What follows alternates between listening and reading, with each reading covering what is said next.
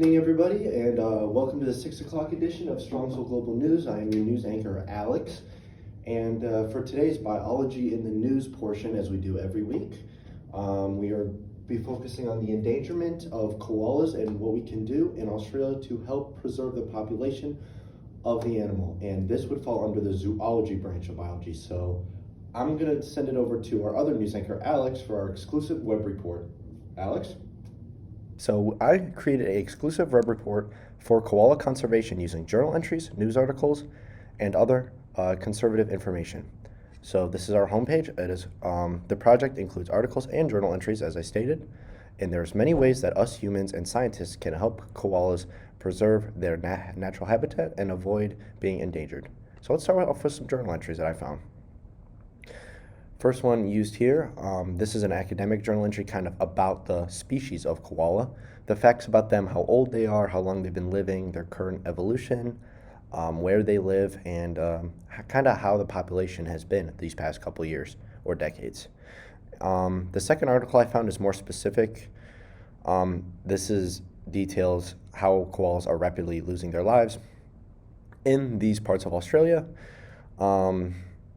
So a lot of key information is presented. Obviously there's forest fires and then there's diseases koalas have, and there's a lot of things that koalas aren't doing that are leading to their deaths, which is kind of the problems we're trying to fix, where it's like not their fault, it's not the circle of life or anything, but it's just an unfortunate truth that we are trying to fix. Next, I was going to the official news articles here.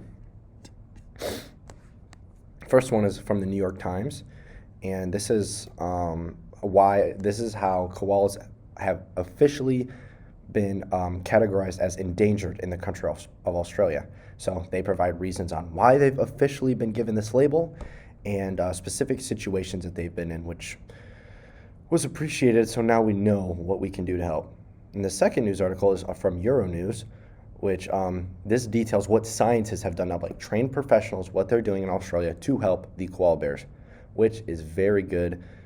It is not really catered to the normal human like you or I, but it's very good. It's a very good read and details some of the great things these scientists in Australia are doing.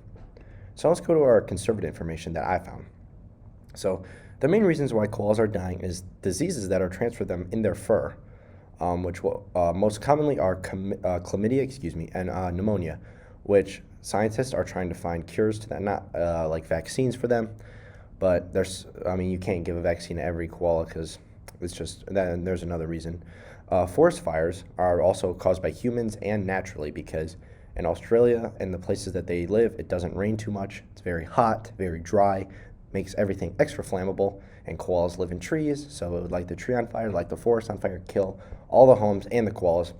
And koalas are unable to relocate because of their slow movement and inability to move, because they're stubborn animals, so they wouldn't want to move even if they could.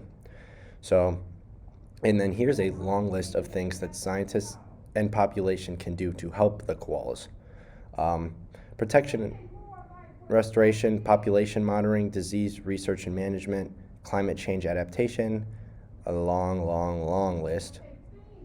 And then what you can do to help, like the common person, there's lots of reliable sources I found that you can donate to that would put your money in the right place and give your money directly back to either the koalas or the scientists that can help the koalas. All of these. And then this is my bibliography, all of my sources that I found for this. Boom, all my references right there. I'm going to stand on there for a couple seconds so we can see all of them, make sure everything's good. Okay, and so that concludes my basic web report for my koalas, and I'm going to send it back to Alex. So thanks for learning with me today, guys. Thank you, Alex. And that concludes our presentation. Thank you. And there's a lot we can do to help the wildlife around the world, not just koalas. Speaking of, be sure to tune in next week for our biology news report on Malayan and Baird's tapirs and what we can do because they are endangered animals. Thank you for watching, and good night, folks.